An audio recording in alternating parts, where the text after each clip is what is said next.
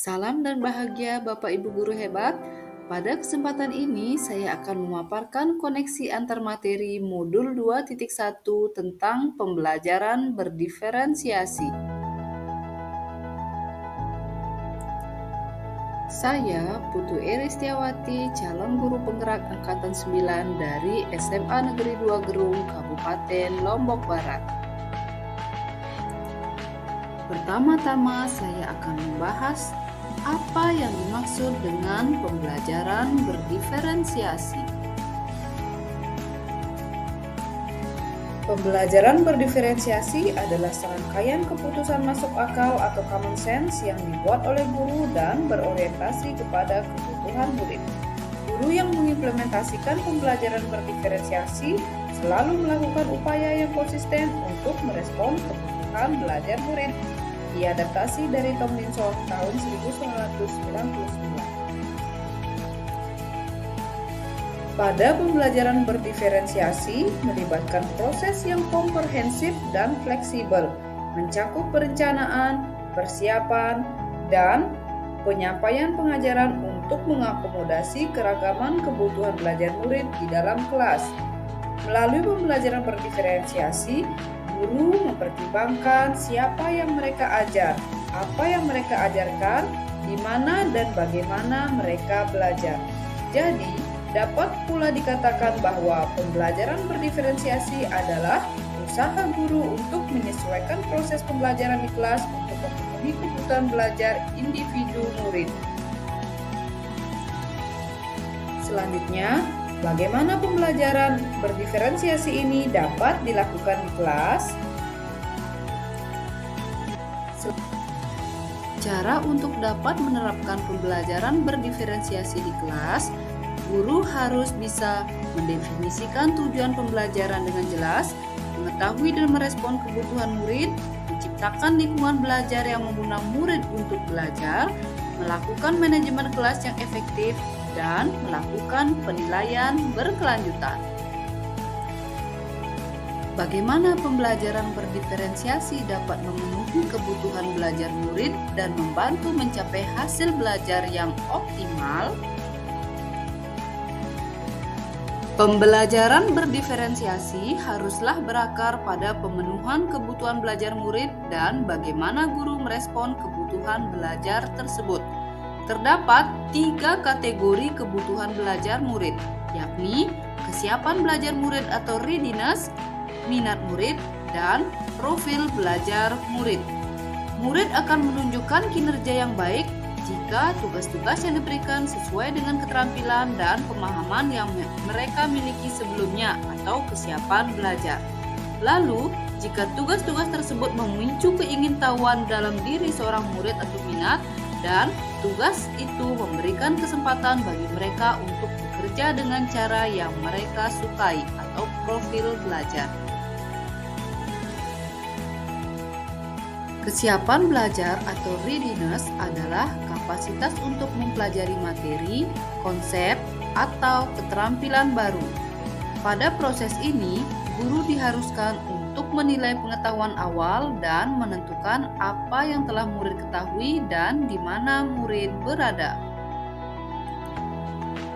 Minat adalah salah satu keadaan mental yang menghasilkan respon terarah kepada suatu situasi atau objek yang menyenangkan dan memberikan kepuasan diri. Minat setiap murid berbeda-beda dan merupakan salah satu motivator penting bagi murid untuk terlibat aktif dalam proses pembelajaran. Profil belajar mengacu pada cara-cara bagaimana kita sebagai individu paling baik untuk belajar. Profil belajar murid berkaitan dengan lingkungan, budaya, gaya belajar, dan kecerdasan majemuk.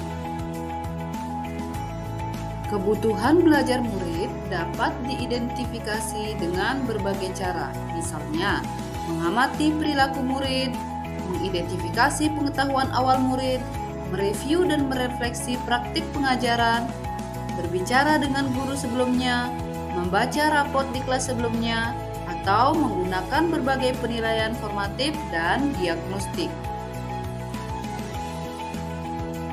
Sedangkan strategi untuk mendiferensiasi pembelajaran bisa dilakukan dengan diferensiasi konten, diferensiasi proses, dan diferensiasi produk. Yang pertama, diferensiasi konten. Guru perlu menyesuaikan materi atau konten pembelajaran dengan kebutuhan belajar murid yang beragam berdasarkan pemetaan kebutuhan, minat, dan profil belajar murid. Berkaitan dengan apa yang kita ajarkan seperti materi, konsep, atau keterampilan yang perlu dipelajari berdasarkan kurikulum.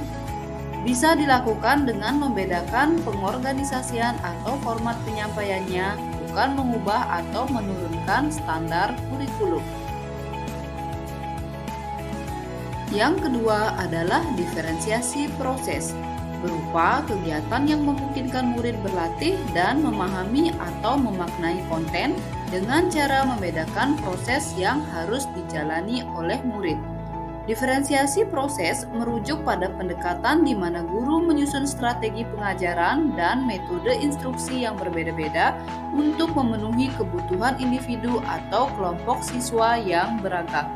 Tujuannya untuk memastikan bahwa setiap siswa memiliki akses ke pembelajaran yang sesuai dengan gaya belajar, tingkat kesiapan, minat, dan kebutuhan mereka.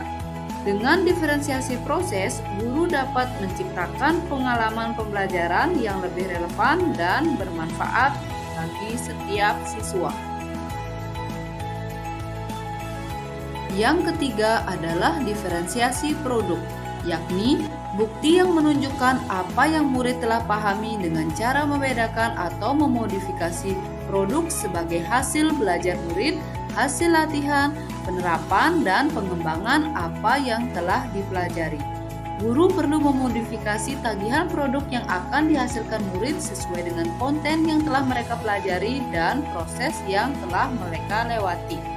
Dengan menerapkan diferensiasi produk dalam kegiatan pembelajaran, guru dapat menciptakan pengalaman pembelajaran yang lebih beragam dan sesuai dengan kebutuhan individu siswa, sehingga setiap siswa dapat tumbuh dan berkembang sesuai dengan potensi mereka.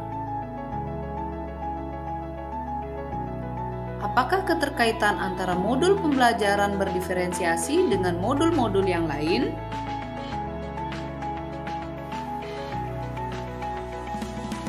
Modul pembelajaran berdiferensiasi memiliki keterkaitan dengan modul-modul yang lainnya. Yang pertama, keterkaitan antara modul 1.1 tentang pemikiran filosofis Ki Hajar Dewantara dengan modul 2.1 pembelajaran berdiferensiasi. Untuk dapat melakukan pembelajaran berdiferensiasi, maka guru harus berusaha memenuhi kebutuhan belajar murid sesuai dengan kodrat alam dan kodrat zaman berdasarkan filosofis Ki Hajar Dewantara. Keterkaitan antara modul 1.2 tentang nilai dan peran guru penggerak dan modul 2.1 pembelajaran berdiferensiasi. Dalam melakukan pembelajaran berdiferensiasi, guru harus berpihak kepada murid, reflektif, mandiri, kolaboratif, dan inovatif untuk menciptakan pembelajaran berdiferensiasi agar dapat memenuhi kebutuhan murid. Dengan demikian, seorang guru penggerak dapat mewujudkan kepemimpinan murid dengan menuntun murid merdeka belajar. Hal ini sesuai dengan nilai dan peran guru penggerak. Keterkaitan antara modul 1.3 tentang visi guru penggerak dan modul 2.1 tentang pembelajaran berdiferensiasi. Pembelajaran berdiferensiasi dapat menjadi salah satu strategi untuk mewujudkan visi guru penggerak, yaitu berpihak pada murid.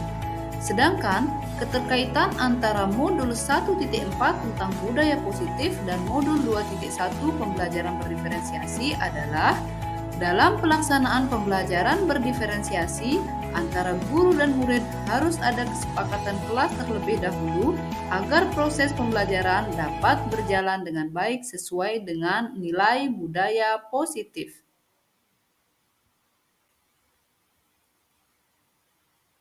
Sekian yang dapat saya sampaikan. Terima kasih, salam, dan bahagia.